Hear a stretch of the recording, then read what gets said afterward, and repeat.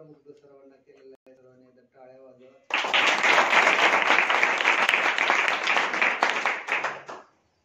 याल तरी यारे लागे अवघे माझ्या मागे मागे, आज देतो पोट भरी रे म्हणाल तो बरी. हळूहळू चाला कोणी कोणाशी न बोला, आज देतो पोट भरी पुरे म्हणाल तो बरी. तुका म्हणे सांडा घाटे तेने नका भरू पोटे, आजी देतो पोट भरी पुरे म्हणाल तो बरी. पांडुरंगा करो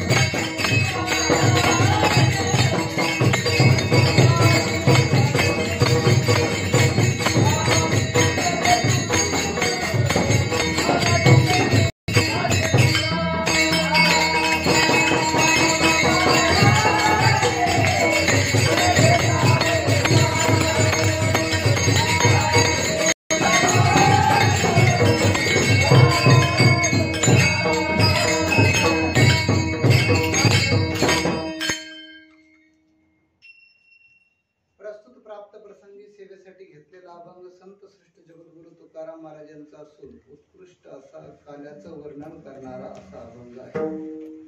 या अभंगामधून जगद्गुरु तुकाराम महाराज आव्हान करतात. काय आव्हान करतात तर माझ्या मागे या.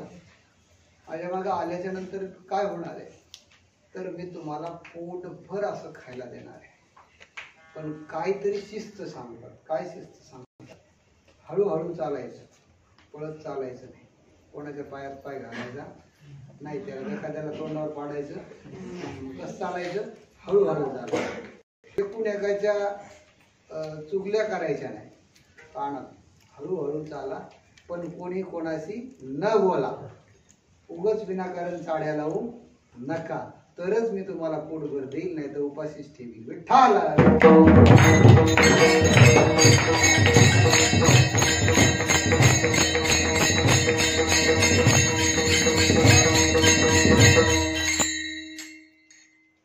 अभंग छोटासा आहे, सर्वांच्या पाठांतरातला आहे. काल्याचा प्रसंग थोडासा परिहार देणं गरजेचं आहे. वैकुंठवासी हरिभक्त लक्ष्मण नामदेव लोहट वारकरी शिक्षण संस्था ही एक नवी परंपरा आळंदीमध्ये उदयाला आली आणि हिची मुहूर्तमेढ, हिचा जो पाया आहे हे आपण करतो. 2021 आषाढी एकादशी 2021 आणि ही 2024, म्हणजे मध्यंतरी 3 वर्ष हे रोपटं उभं व्हायला लागलं. ते गेल्यापासून अनेक कार्यक्रम गावातले पंचक्रोशीतील लोकांनी केले, पण शेवटी जे असतं, जे पेरलं तेच उगवतं. जसं बी असत तसंच उदयाला येत असतं. आंबा लावला तर आंबाच येणार, बाबळी लावली तर बाबळीच येणार. केले कर्म झाले तेची भोगा आले. म्हणूनच त्यांची जी पुण्याई होती, परंपरा अशी सुरू होत नाही. कोणी उठल आणि परंपरा सुरू करल अशी परंपरा सुरू होत नाही. त्याच्यासाठी काहीतरी तप लागतात. काय लागतात? तप. तपे विन दैवत दिधल्या विन प्राप्त, गुजे विन हित कोण सांगे. तपाशिवाय दैवत मिळत नाही.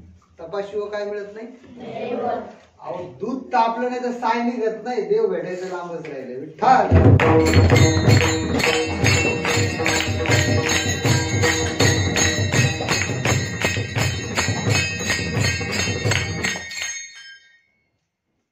वैकुंठवासी हरिभक्तपरायण लक्ष्मणबाबा लोहोट यांचं जे काही पुण्य होतं, ते पुण्य खऱ्या अर्थाने या वास्तूच्या निमित्ताने एक आपल्या डोळ्यासमोर आलं. कारण ते संत आणि चांगले पुरुष हे कधीही जिवंत असताना जगात, जिवंत असताना कळणारे माणसं म्हणजे वरवरच सोंग ढोंग करणार. विषयाचे समसुख बेगडाची बाहुली, अग्राची सावली जाईल या. विषयामध्ये रममाण होणारे व्यक्ती तात्पुरते प्रसिद्धीला येतात. काही दिवसांनी कालांतराने विनाशाला जातात. पण जे साधू संत असतात, महापुरुष असतात, ते जिवंतपणे यांचं कार्य कोणालाही दिसत नाही. खरा पुरुषार्थ, खरा परमार्थ तेव्हा घडतो जेव्हा तो व्यक्ती निघून जातो आणि त्याला कुठलाही डाग लागत नाही, किंवा जेव्हा तो व्यक्ती वार्धक्याला येतो आणि त्याचा परमार्थ बदलतो. पिकली या शेंदाकडून गेली. पिकल्याच्या नंतर खरं सार्थक परमार्थच होत असतं. संप्रदायामध्ये अनेक लोक येतात, प्रसिद्धी हव्यास फार मोठा सोंग ढोंग करतात, मात्र त्यांचा परमार्थ पिकत नाही. हेच खरं दुर्दैव आहे.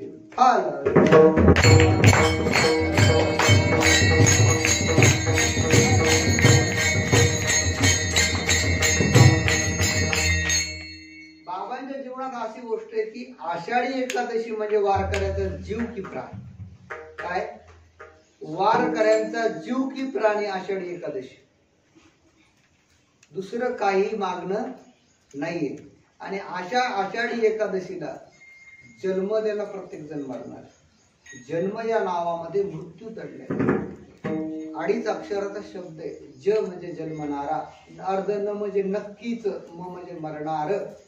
जन्मणारा नक्कीच मरणार आहे. पण तो कधी मरणार आहे, कसा मरणार आहे, पुण्य घेऊन मरणार आहे की पाप घेऊन मरणार आहे, हे देवाने ज्याच्या त्याच्या मनावर सोडलेलं आहे. विनाकारण देवाला काही लोक दोष देतात. देवाने केलं नाही. देवाने तुला देवासारखं शरीर दिलं आणि तू जर करणी केली तर नर का नारायण बनण्याची ताकद तुला देवाने दिली. पण तू काय करतो तर विषयामध्ये बोलतो. विषय होडी भुलले जीव, आता याची कोण करेल कीव. विषयामध्ये गुंतल्याच्या नंतर देव कळत नाही, संत काय सांगतात तेही कळत नाही, परमार्थही कळत नाही आणि संसारही कळत नाही. अशी दुर्दशा होते.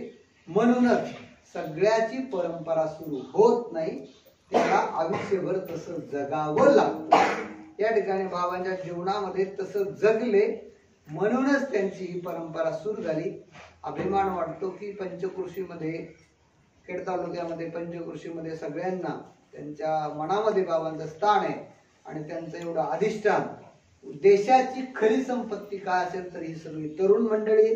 आणि आपण जो आज जरी वयाने कमी असेल तरी आजच आपणच जे भरभक्कम अनेक काळ आपण खांबासारखे टिकून राहू शकतो आणि ही परंपरा खऱ्या अर्थाने चालू शकतो. म्हणून या ठिकाणी जास्त तरुण आहेत, हे कौतुकास्पद आहे आणि हीच खरी बाबांची पुण्याई आहे.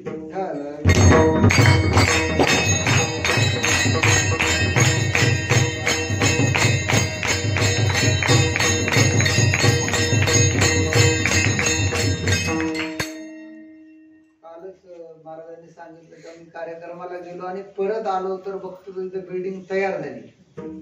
तर मला आश्चर्य वाटलं की बाबा जाताना तरी इथं काही नव्हतं आणि आता आलो तर बिल्डिंग तयार झाली. तेवढ्यात त्यांना इकडचं निमंत्रण दिलं तर त्यांना आणखी उत्सुकता वाटली की कशी निर्माण झाली असं. तर ही आमची फक्त केवळ काय देखावा आहे. आम्ही फक्त दिसतो, पण जी काही शक्ती आहे, माऊलींची कृपा आहे आणि बाबांची जी काही पुण्य आहे, त्याच्यामुळे ही वास्तू उभं राहिली. कारण काय होतं, करायचं म्हटलं तरी होत नाही आणि पैसे असून देखील काही सिद्धीला जात नाही. म्हणून ही जी काय पुण्य आहे, जिथं पैशाने दवा मिळते पण पुण्याने दुवा मिळते, म्हणून ही दुवेचा प्रसाद आहे. विठ्ठल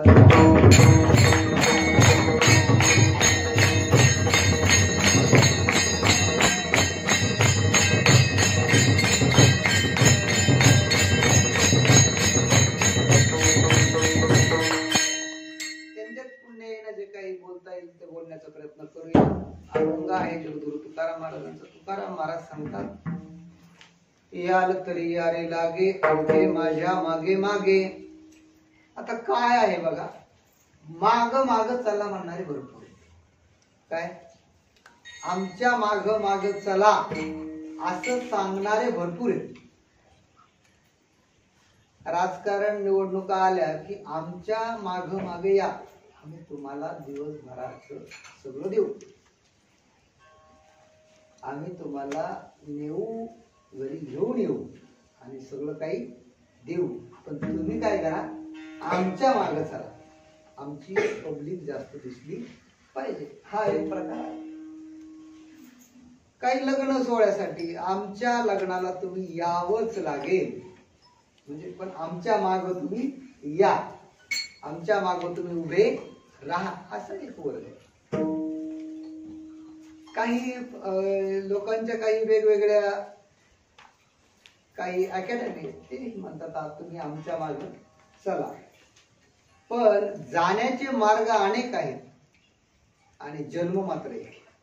जाण्याचे मार्ग अनेक आहेत आणि जन्म मात्र आपल्याला एक आहे. शरीराला खायला लाग, अन्नमय शरीर कोश असल्यामुळे शरीराला खायला अन्न लागतं. अन्न देणारे भरपूर आहेत, पण आपण खाणारे आपलं पोट मात्र आहे. कोणी काय दिलं म्हणून आपण खात राहिलं तर त्याचा परिणाम त्यांना होणार नाही, त्याचा परिणाम आपल्याला होणार. पण मात्र पंच विषयामध्ये जीव अडकल्यामुळे त्याला खरं काय ते कळत. शब्द स्पर्श रूप रसगंध या पंचविषयामध्ये जीव रममान झालेला आहे आणि त्याला खरं काय ते कळत नाही. का कळत नाही? कारण की तो विषयामध्ये दंग झाला. विषयामध्ये काय झालाय? दंग झालाय. आता या ठिकाणी सगळे साधक असल्यामुळे थोडस चिंतनाचं सांगायला पाहिजे. जिकडं तिकडं हशाक मजाक पोट धरून हसा, लटपोट हसा, हे प्रकार चालू. इथं आलेले सर्व विद्यार्थी हे जीवनाचा उद्धार व्हावा या उद्देशाने तरी आलेले असतात. पुढं काय होतं ते माहित नाही, पण उद्देश तरी हा असतो. मुलांचा असो किंवा नसो, पण आई वडिलांचा तरी उद्देश तो असतो की आमचे मुलं आळंदीला जाऊन त्यांच्या जीवनाचा उद्धार व्हावा. आता ही आळंदी देवाची आहे आणि आता काही अंशी नवरदेवाची सुद्धा आहे. इथे देव आहेत आणि नवरदेव आहेत. कोणाकडे बघायचं हे आपल्या मनावर आहे.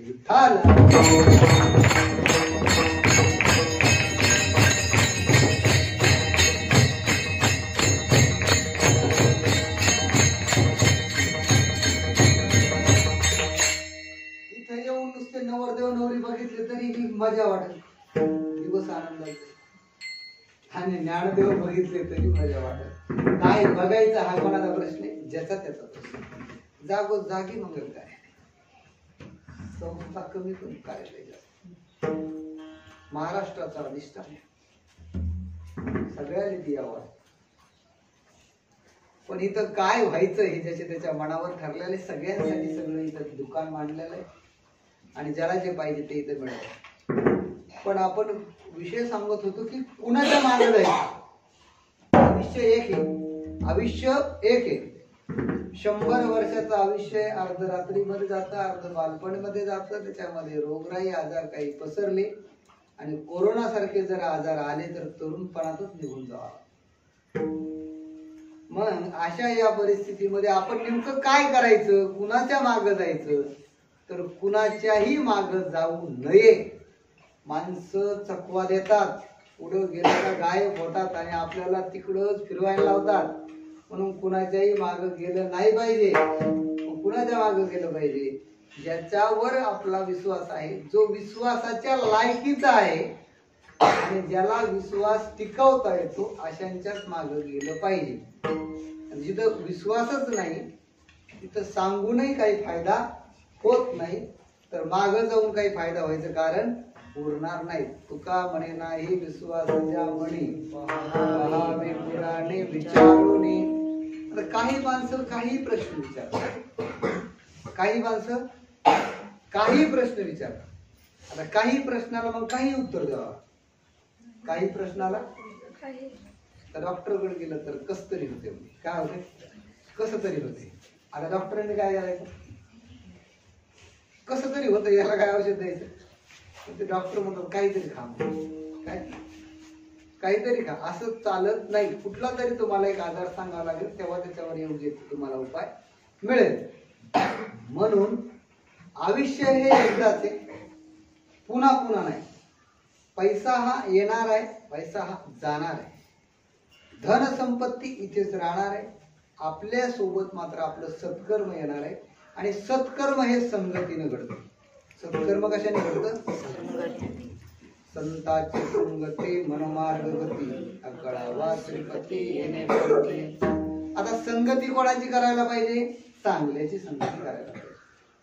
चांगल्याची संगती करायला काय लागतं? त्यालाही पुण्यच लागतं. त्याला देखील काय लागतं? उगच नामस्मरण होत नाही. अनेक जन्माचे सुकृत पदरी, त्याचे मुक्ती हरी पैठा होय. अनेक जन्माचं पुण्य लागतं. तुका म्हणे होता ठेवा, तो या भावाचा पडला. ज्ञानोबा राय म्हणतात, माझी अनेक जन्माचा अनेक पुण्य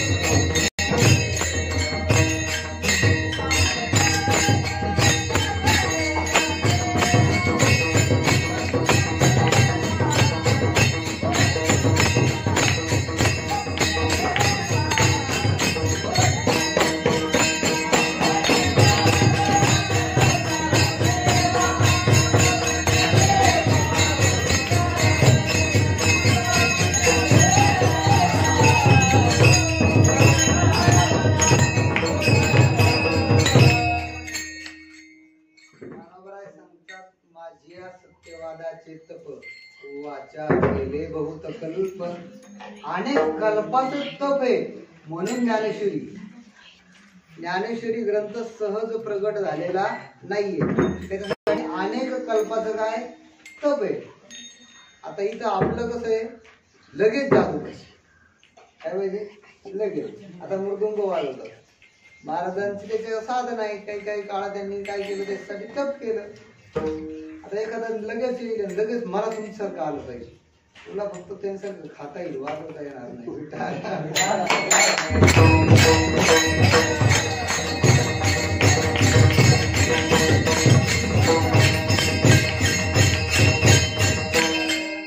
कारण की आहार, निद्रा, भय आणि हे चार सगळ्यात करतात. काय जेवण सगळ्याला समान करता येतो. कुत्र्यालाही भाकरी खाता येते, माणसालाही खाता येते. कुत्र्यालाही झोप लागते, माणसालाही झोप लागते, गाढवालाही झोप लागते. समोरून काय आलं तर माणसालाही भीती वाटते, कुत्र्यालाही वाटते, गाढवालाही वाटते, बैलालाही वाटते, हत्तीलाही वाटते.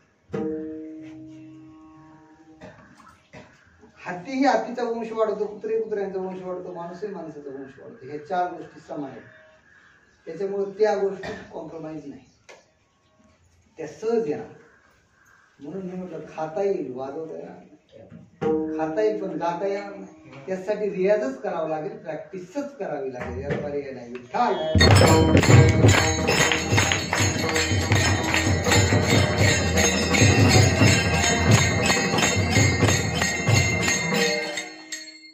काही जण म्हणतील काय बाबा हाय बुवाच्या संगती,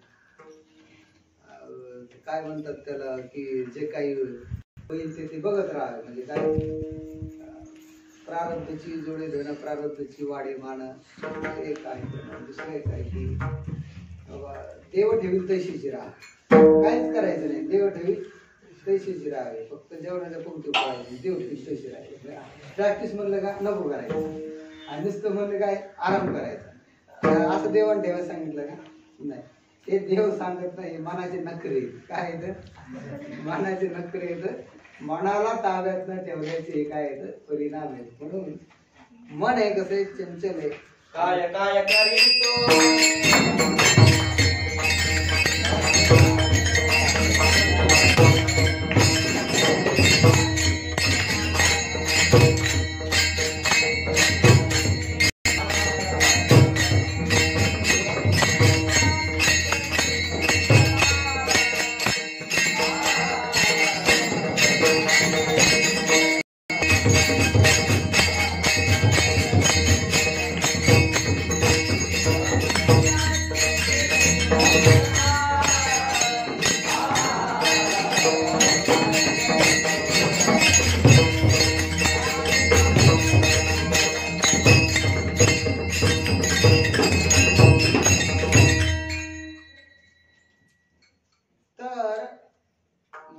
चंचल आहे.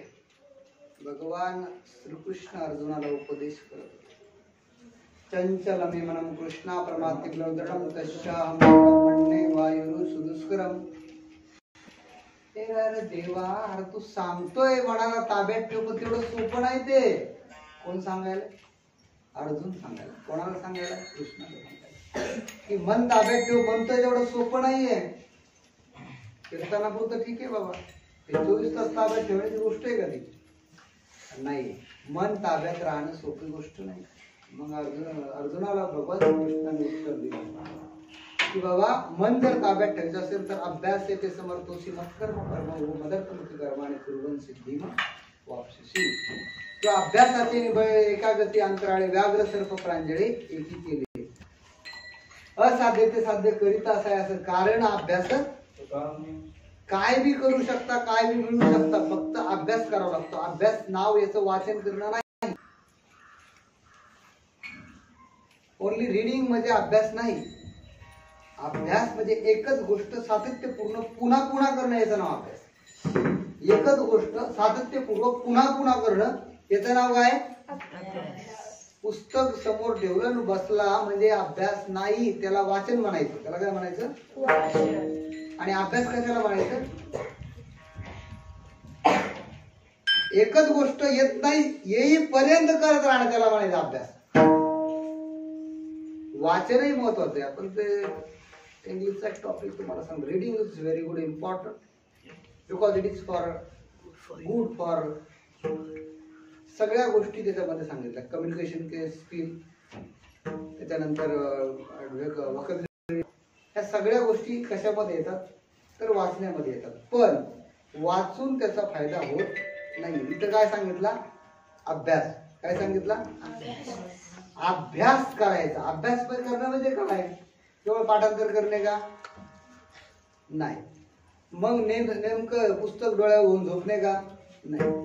एक गोष्ट आपल्याला येत नाही ती येईपर्यंत पुन्हा पुन्हा करणे याचं नाव अभ्यास आहे. आणि लक्षात ठेवा, एवढी व्याख्या जरी लक्षात ठेवली, दररोज जर करण्याचा प्रयत्न केला तर एक दिवस तुम्ही निश्चित तुम्हाला पाहिजे ते मिळू शकाल. केवळ वाचन म्हणजे अभ्यास नाही. काय? एकच गोष्ट आपल्याला येईपर्यंत सातत्यपूर्वक करणे याचं नाव काय? राहिलं का लक्षात? बरोबर एकदा. अभ्यास म्हणजे काय? एकच गोष्ट येत नाही तर वाचत राहिले त्याला म्हणतात अभ्यास. आता येईल तुम्हाला विठ्ठल.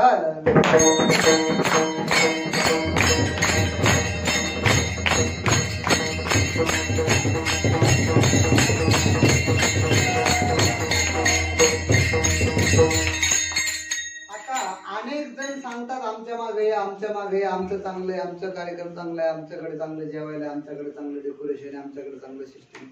पण जायचं कोणाच्या मागे हा काय प्रश्न कोणाचा आहे? आपला आहे. कोणाचा आहे?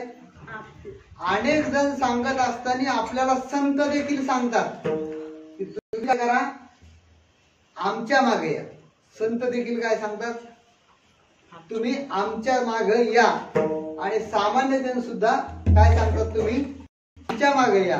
पण या ठिकाणी जगद्गुरु तुकाराम महाराज सांगतात, तुम्ही काय करा, आमच्या मागे या. आणि तुकाराम महाराजांचं ऐकून, ज्ञानोबारायांचं ऐकून आज लाखो वारकरी पंढरपूरला दाखल झाले. ही संतांची ताकद आहे. म्हणून अभंगाच्या पहिल्याच्या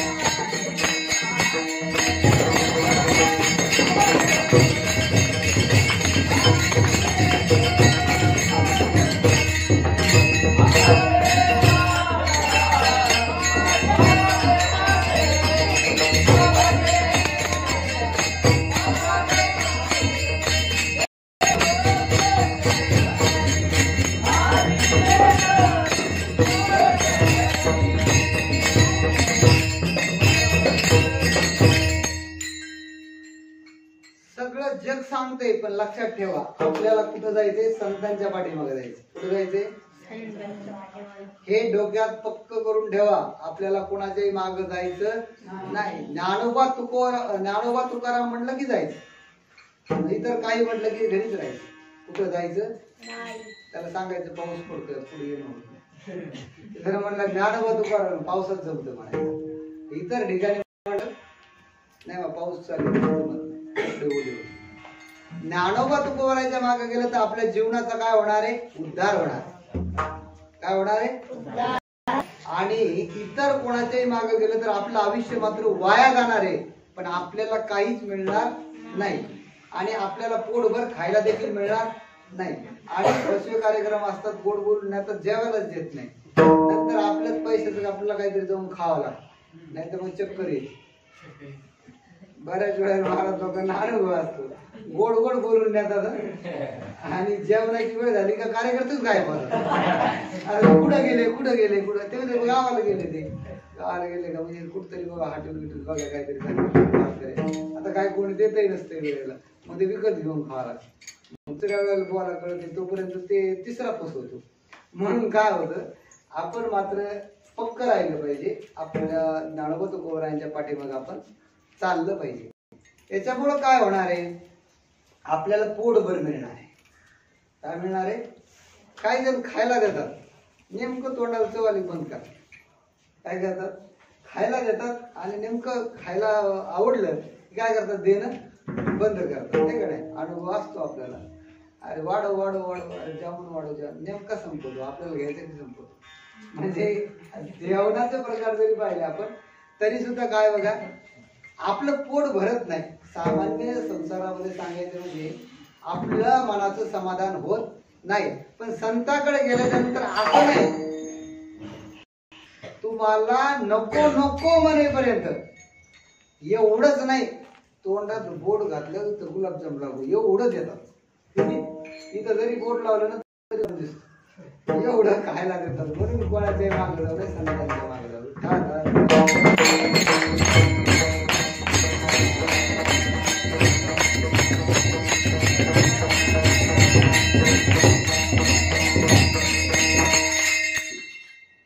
मग आता या ठिकाणी काल्याचा अभंग असल्यामुळे आपल्याला गोकुळ वृंदावनचं वर्णन करायला पाहिजे. भगवान श्रीकृष्ण परमात्मा जेव्हा अवताराला आले आणि त्यांनी त्या ठिकाणी अवताराला आल्यापासूनच पराक्रम सुरू केले. काय केलं, अवताराला आल्यापासून पराक्रम सुरू केले. काय पराक्रम सुरू केले की पहिलं तर ते मथुरेला होते. कुठं होते? मथुरेला. आणि मथुरेमधून पुन्हा पुढे गेले ते गोकुळात गेले. म्हणजे तिथला जो बंदी जे होते सर्व त्यांनी झोपी घातली आणि तिथून ते निघून गेले. तिथली ती कन्या इकडं पाठवली. तिथून पुढे त्यांनी अनेक भट म्हणा अनेक लोकांचे म्हणा काय केले संहार केले. आणि संवाद करत करत ते थोडे थोडे मोठे झाल्याच्या नंतर त्यांनी त्यांच्या मित्राची एक टीम बनवली. काय केलं? ग्रुप बनवला. आणि गावामध्ये मात्र दही दूध हे काय असायचं भरपूर असायचं त्या काळी. आता आपल्याला दही दूध हे नाव बोर्डवर दिसतात, प्रत्यक्षात कारण की प्रमाण कमी झालं. गावाकडे गेलं तरी अजून मिळू शकतो, पण शहरामध्ये मात्र जर आपण पाहिलं तर आपल्याला नवीनच दूध येतं जे कधी आपण ऐकलं नाही आणि जे कधी आपण पाहिलंही नाही. आता कोण्या गाईचं आहे तेही काही माहीत नाही, फक्त आपण म्हणतो अमूल दूध पिता आहे इंडिया. आता कशाचं पिता आहे काय पिता येते ते टाकिंग करणारालाच माहिती. तो इंडिया काय करतो? फक्त पेल्याचं काम करतो.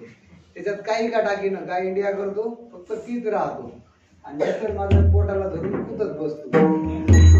म्हणून आजच्या काळात दूध हे फार अवघड आहे. कलियुग आहे. कलियुगामध्ये ह्या गोष्टी होणारच आहेत. फक्त आपण काय केलं पाहिजे? सांभाळून वागलं पाहिजे. आज घडीला अशी परिस्थिती आहे पोरांनो, दूध द्यायला दारावर जावा, दूध घ्या दूध, बरोबर आहे का? दूध घ्यायला कुठे जावं लागतं आणि दारू घ्यायला कुठे जातात लोक? दूध महाग आहे का दारू महाग आहे? एक खांबामध्ये 1000-2000 असत. आणि पावसाळ्यात 1 लिटर घेतलं तर काही 50-60 रुपये. एवढा खांबा घ्यायला ते दारावर यायच्या येतात का? हे दारावर त्यांचे जातात. जे पिणारे ते कुठे जातात? त्यांच्या दारावर.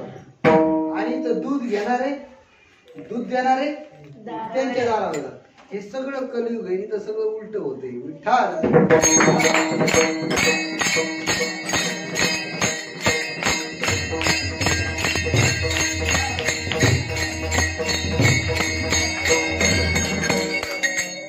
आता वारीमध्ये आम्ही बरेच वर्ष आम्ही चाललो. आताही गेलो होतो आम्ही. जवळपास 50-60 हजार वडापाव वाटप वारीला आपल्या गजरा सोशल फाउंडेशनच्या वतीने करण्यात आलं. बरडला गेलो. आता गेल्याच्या नंतर वाटप चालू होतं. येणारे वारकरी चालू होते, पण जे खरे वारकरी होते त्यांना आवाज दिल्याच्या नंतर ते मात्र त्यांची दिंडी न सोडता भजन न सोडता येत नव्हते. आणि याच्यामध्ये काही जण की केवळ व्यवसाय करता याच्यास करता जे लोक आलेले ते मात्र रांगेला लागायचे, तिथं बाहेर करून घ्यायचे. याचा अर्थ काय की बाबा जे खरे वारकरी त्यांना काही लागत नाही, दिलं तरी ते घेत नाही. पण सोंग करणारे जे पण खरे लवकर कळत नाही. सोंग ढोंग करणारे माणसं जगाला पटतात कळतात, पण जे खरे आहेत ते लवकर कळत नाही. म्हणून फसवणूक होते. म्हणून माणूस कोणाच्याही मागे जातो आणि मागे गेल्याच्या नंतर काय होतं?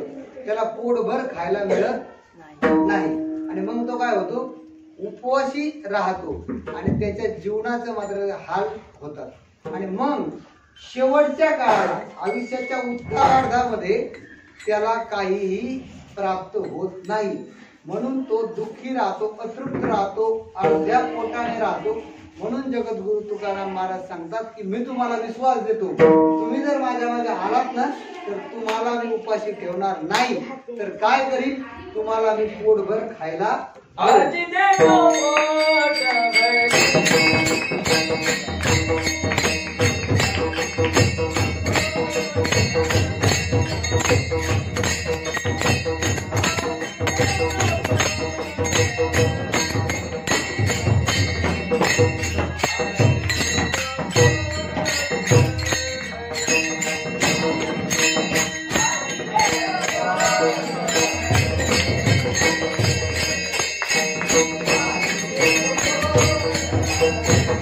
Thank you.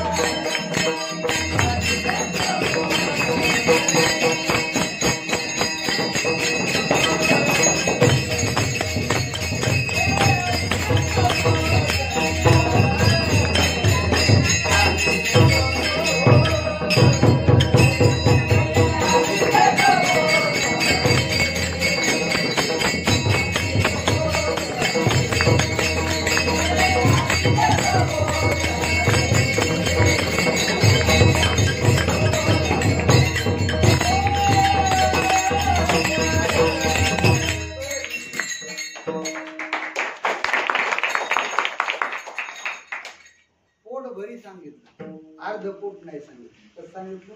पोटभर. आता तुम्ही कसं पोटभर गायन करता, पोटभर वाजवता, बरोबर. अर्धवट वाजवलं तर बरं नाही, पोटभर झालं. भगवान श्रीकृष्ण जेव्हा जन्माला आल्याच्या नंतर जसे मोठी व्हायला लागले तसे ते पराक्रम करायला लागले. तर देवाचे दोन पूर्ण अवतार, देव राम आणि दुसरा कृष्ण. राम हे मर्यादा पुरुषोत्तम आहे, राम हे शांत आहे, संयम आहे. पण कृष्णाच्या बाबतीत उलट आहे. कृष्ण हे नटखट आहे. कृष्ण एखाद्याला सरळ करतात, राम स्वतः सरळ राहतात. पण कृष्ण एखादा वाकड्यात गेला तर त्याला काय करतात? सरळ करतात. असे हे कृष्ण. मग ते काय करायला लागले की कुठे गावामध्ये थोडेसे लहान झाले, रांगत इकडं तिकडं जा, याच्या खोड्या कर, त्याला त्याच्या मुलाला मार, याच्या घरी जा, त्याची गाय सोडून दे, त्याचे वासरच पळव, त्याला त्याच्या माग पळत सूट, अशा खोड्या करायला लागले कृष्ण. आता खोड्या करायला लागल्याच्या नंतर आता आपल्या काळामध्ये शाळेत टाकतात. लय खोड्या करायला, याला काय करा? शाळेत टाका. पण तेव्हा कृष्णाच्या वेळेस काही शाळा नव्हत्या, ह्या शाळा आत्ता निर्माण झाल्या. याला काही अर्थ नाही, पण आहेत म्हणायच्या शाळा. पण त्या पूर्वीच्या वेळेस वेगळ्या शाळा होत्या. मग त्या यशोदा मातेने सांगितलं की बाबा आता हे कृष्ण खूपच खोड्या आणायला लागलाय. गावातल्या एकाही मुलाला स्वस्थ बसू देत नाही, काही लोकांना त्रास देतो, गायांना त्रास देतो. तर मग आता काय करू? आता याला आपण काम लावू. तर काय काम लावायचं? मग कृष्णाला सांगितलं का तुझ्या मित्राबरोबर तू काय करायचं? आपल्या घरच्या गाया आणि मित्रांच्या गाया सगळे निवडून काय करायचं? गाया घेऊन काय वृंदावनाच्या ज्या जंगलामध्ये तिथे काय करायचं? चारायला जायचं. काय करायचं? चारायला जायचं. गाया घेऊन चारायला गेल्याच्या नंतर कृष्णाने आणखीन एक टोळी बनवली त्या मित्रांची आणि त्यांना सांगितलं काय आपण आता गावाच्या बाहेर आलो, लक्षात ठेवा. या तुमच्या तब्येती अशा कशा झाल्या?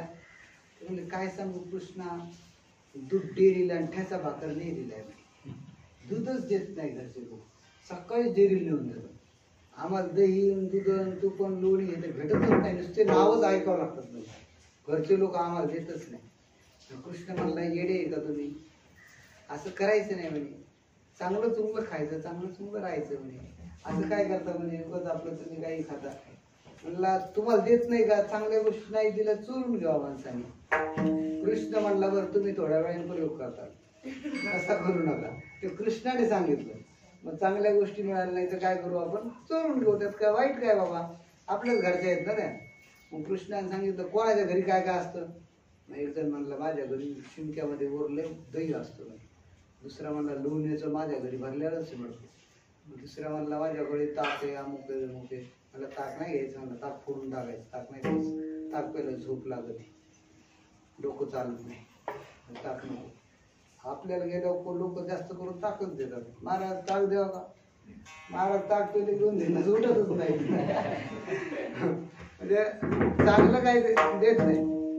मग कृष्णाने सांगितलं का काय करू? तुम्ही काय करा म्हणे, हे कधी घराच्या बाहेर जातात त्याची वेळ ठरवली. सगळ्या मित्राला सांगितलं तुम्ही प्रत्येकाने एक एक वस्तू घ्यायची. एक जणांनी काठी घ्या, एक जणांनी शंख घ्या, एक जणांनी काठी घ्या, एक जणांनी खेळायचे त्या गोट्या घ्या. एक मित्र आगाव एखादा असतोच आगाव. ते म्हणलं कृष्णा एवढं तुला काय एवढं कशाला पाहिजे रे, ते बारीक माती घ्या. ते म्हणलं सांगितलं तेवढं कर ना, तुझं डोकं किती, तू चालवतो किती, सांगितलं तेवढंच कर ना. ठीक आहे म्हणे. ते असं सगळी टीम तयार झाल्याच्या नंतर ते म्हटले काय करायचं. हा ते गावात जी बाई जास्त भांडते ना म्हणजे पहिलं तिच्या घरावर हल्ला. नेमकं घराच्या बाहेर बसली, सगळी टोळी यांची पाठी मागून गेली घराच्या. एक जण असं वरून एक खाली उतरायला जागा होती, ते सरकवलं बाजूला, त्यातून सगळे खाली गेले. खाली गेल्याच्या नंतर ते आधीच माहित होतं इथं कुठं कोणाच्या घरात काय. भरपूर खाल्लं, पोट भरून खाल्लं. आता खाल्ल्याच्या नंतर कृष्ण म्हणला आता जसं वरून खाली उड्या मारता आल्या तसं खालून वर जाणं शक्य नाही. तुम्ही काय करा, डोळे बंद करा, मी एक मंत्र म्हणतो ना आपण बाहेर निघू डायरेक्ट. आता तो एक सुद्धा पेंड्या होताच. ते म्हणलं हे रे कृष्ण आमच्या बरोबरच राहतून आम्हाला तू उल्लू बनत होतो. डोळे निघला आपल्याला कोणी बाहेर निघत, तुझा काय भरोसा नाही बाबा.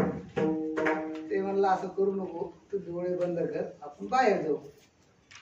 ते खाल्लं पिल्लं, त्यानं काय केलं म्हणलं आपण 8 दिवस डोळे उघडे कसं बाहेर जाते बघू. काय म्हणला 8 दिवस. त्याला पूर्ण डोळे बंद केले नाही. नेमकं तो त्याला सवण्याच्या अर्ध्यामध्ये गेला आणि लटकला. तर लटकल्याच्या नंतर म्हणतो ए कितना, अरे मी आलोकलो, कितना मी आलोकलो असं आवाज दिल्याच्या नंतर मित्र सगळे बाहेर बाकीचे निघून गेले होते. ते घरातली ती मालकी आली. ते म्हणे आज कसा गावला म्हणे, आता चांगलंच तुला सटकून काढते. तिने ते काठी घेतली, त्याचे पाय जे खालून जेच मारले, खाली पडला, शेवटी घाळ झाला. आणि मग कृष्णाकडे येऊन म्हणायला लागला कृष्णा तुझं ऐकलं असतं तर बरं झालं असतं. मला वाटलं कसं झालं बघावं, पण झालं माझं अवघड झालं. म्हणजे माणसाने ऐकावं पण कोणाचं ऐकायचं हेही कळलं पाहिजे. जिथं ज्याचं ऐकायचं त्याचं आपण ऐकत नाही, आणि ज्याचं नाही ऐकायचं त्याचं कान देऊन ऐकतो.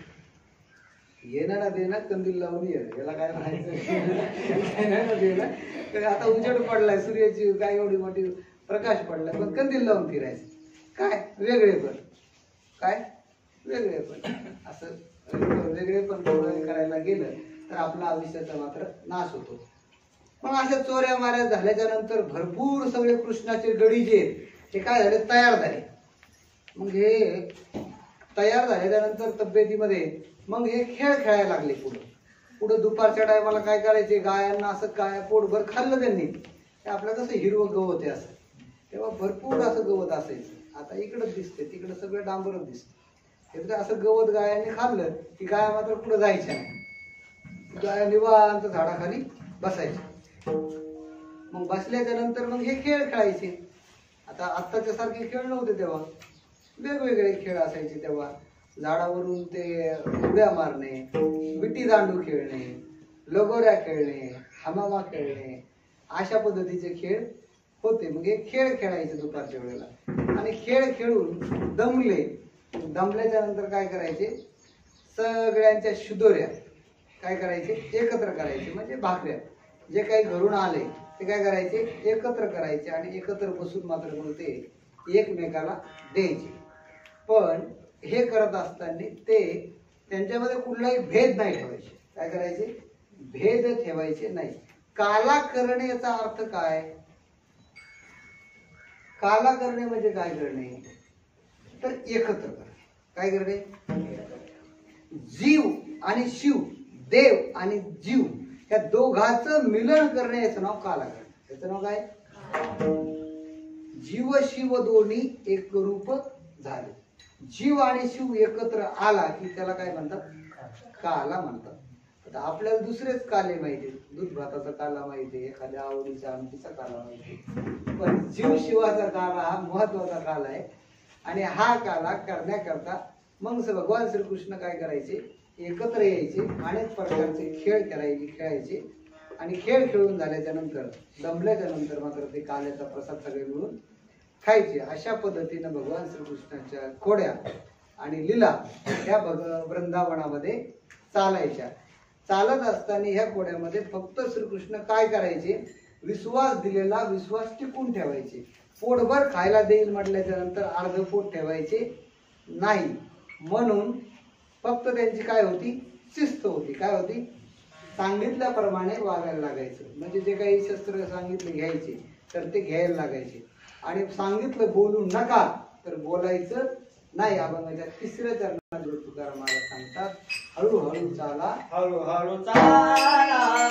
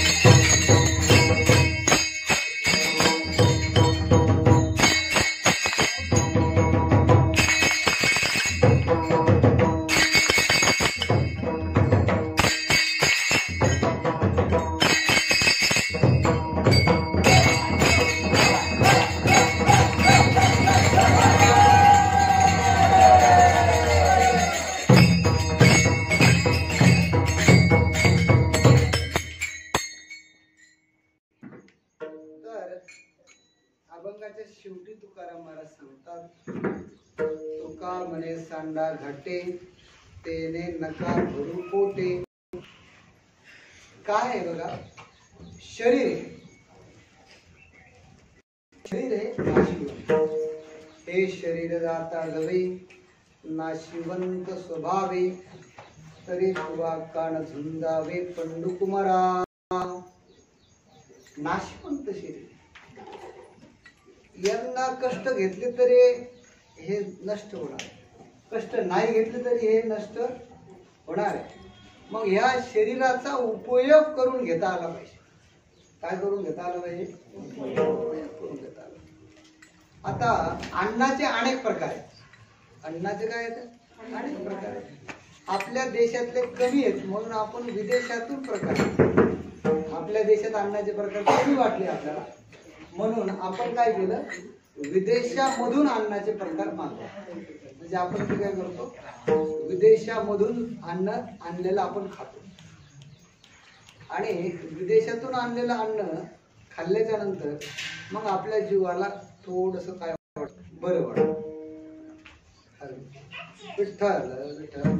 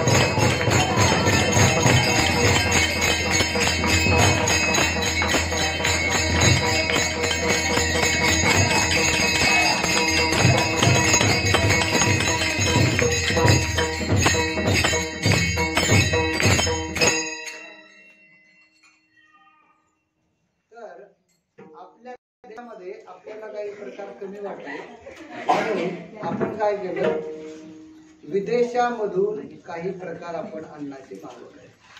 आता काय आहे, पूर्वी कधीही कोणाला पिझ्झा नावाचा पदार्थ माहिती नव्हता. पिझ्झा नावाचा पदार्थ माहिती, बर्गर नावाचा पदार्थ देखील माहिती नव्हता. केकाड आले ना, केक केक म्हणतात, केकाड देखील कोणाला माहिती नव्हतं. हे सगळे जे प्रकार होते हे ट्रान्सपोर्ट, हे विदेशी माल, आणि आपण भारतीय लोक त्याचं अनुसरण करतो, त्यांना फॉलो करतो. काय करतो? फॉलो करतो.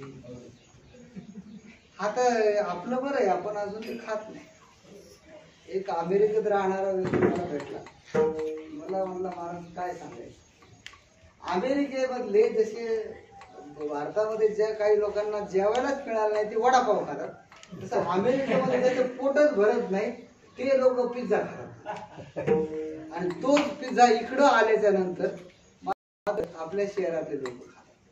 तर पिझ्झाची भानगड अशी आहे म्हणे, त्याने सांगितलं की ते असं चिकट चिकट असतो, ताण करावं, त्याच्यामध्ये असतो मैदा. ते खाल्लं का 2 दिवस पचतच नाही, ते तसाच राहतो, काही खात नाही, काही मागत नाही. कोल्ड ड्रिंक येतो, त्या कोल्ड ड्रिंकचं भानगड वेगळीच आहे. ते स्टिंग आलं म्हणजे स्टिंग जमिनीवर टाकून पाहिलं आम्ही, तर स्टिंग भिंग पडायला लागलं, त्यातून काहीच निघाला. तर त्याच्यामध्ये ह्या ज्या गोष्टी, हे आतडे नासवायचं काम आहे. काय आतडे? हे लय दिवस टिकत नाही. दही दूध कृष्णापासून टिकलं बघा, ओरिजिनल होत. हे बऱ्याच बाटल्या बंद पडतात काही दिवस, स्टिंग आलं, अमुक आलं, तमुक आलं, बंद पडतं, नवनवीन येत राहतं. कारण याच्यात काही दमच नाही, याच्यात क्वालिटीच नाही, गुणवत्ताच नाही. दूध दही कुठून होतं? 4500 वर्षापासून दूध दह्याचं नाव घेतलं जातं, बरोबर आहे की नाही? मग त्याच्यात काय क्वालिटी, ते काय टिकणार आहे, ते काय गुणवान आहे, ते शरीराला अपायकारक नाही म्हणून टिकलं. ते शरीराला अपायकारक नाही म्हणून टिकलं, नाहीतर अपायकारक असं ते हजारो वर्ष टिकलं नसतं. बरोबर, केकाड फेकाडच्या भानगडीत पडत, वरून त्याला डिझाईन काढतात, आतून भस्का पडतो. तलवारीला कापतात, ते कापायच्या आधीच फाटत. काय काय आणतात चिंधड्या होतात, केकाचा गोल होतो. काय गरज पडली बरं? काही जण महाभाग असे ते खातही नाही, तर तोंडाला लावतात. बर्थडे बॉय, आता काय आता बर्थडे बॉय, अरे अन्न हे पूर्ण बरोबर ते खाव का तोंडाला लावा? डोक्याचा भाग कमी असल्याचे. काही जण घरी करत नाही, ते गाडीच्या छतावर बसून करतात. भाईचा बर्थडे, भाईला घर सुधरवणार, भाईची पॅन्ट गाळ्या लागली, यानं काय व्हायला लागलं, यानं ते केकड आता नव्हतं, आपल्याला लहानपणी होतं का ते केकड? आत्ता आलं म्हणजे पेव फुटले. आम्ही आणत असतो कधी, पण ते चांगलं आणा म्हणजे मग रसमलाई वगैरे, कलाकंद वगैरे, थर्ड क्लास आणू देत नाही, खायला मजा येते, ते पोरांना बरं वाटतं. हे आणलं जातं, ते नंतर जळजळ करतं, अजून त्याच्यात भरलेलं असतं ते देखील. तर ते शक्यतो आणूच नाही. आता काही लोकांचा लयच आग्रह असतो, आमच्या मुलाला केकच पाहिजे, घ्या बाबा केक, तर केक, आणि त्याला केक म्हणून ते आम्ही केकाड म्हणतो. तर मग ते हे जे अन्न आहे, हे अन्न खाल्ल्याने फायदा होतो का नुकसान होतं? नुकसान. हे पण कळत नाही ना, काय होत नाही, कळत नाही. आता एकदा पिझ्झा खाऊन बघा ना, 2 दिवस कसं मजा वाटते. हे अन्न जे आहे, हे अन्न खाण्याच्या लायकीचं नाही, खाण्याची ती शरीराला ते अपायकारक आहे. काय अपायकारक? आता दूध दही किती खाल्लं तरी लय तरी थोडीशी झोप आहे, पण बरं वाटत, एनर्जी मिळाली. ह्या गोष्टी आपण कमी खातो, मुळातच कमी मिळायला लागल्या. काय व्हायला लागले? कमी मिळायला लागले. कारण की दूध जरी आता आपण मागितलं दुकानात, तर आपलं वरीतलं दूध मिळतं का? नाही मिळत. संकरित गायचं, संकरित गायला ते दूध चारा खाऊन आले का इंजेक्शन देऊन आले? चाऱ्यामध्ये सुद्धा केमिकल, इंजेक्शनामध्ये सुद्धा केमिकल. आणि हे केमिकलचं दूध आपण पितो, मग आपला दिमाग विचित्र झाला. आपला दिमाग आपल्या ताब्यात राहत नाही. मग आपण काय म्हणतो की माझं डोकं चालत नाही, मी खूप प्रयत्न करतो गुरुजी, पण मला जमतच नाही बघा. आता गुरुजी तरी काय करे, तू काही खातो. जैसा खावे अन्न वैसा होवे म्हणणं. चांगलं खाल्लं पाहिजे बघा. एखाद्या ठिकाणी नाही भेटलं तू उपाशी राहायचं, नंतर खायचं. चांगलं काय, काही खायचं नाही. काही काही लोक काही देतात, काही दिलं तरी घ्यायचं नाही. तूच खा म्हणायचं, आम्ही बघतो कसं खातो ते आम्ही बघतो, आम्हाला देऊ नको. चांगलं खाल्लं पाहिजे. कारण की तुकाराम महाराज सांगतात की बाबा काही खाऊ नका. तुका म्हणे सांडा घाटे त्याने भरू नका पोटी. काही खाऊन पोट भरू नका. आपल्याला खाण्यासाठी जगायचं का जगण्यासाठी खायचं सांगा.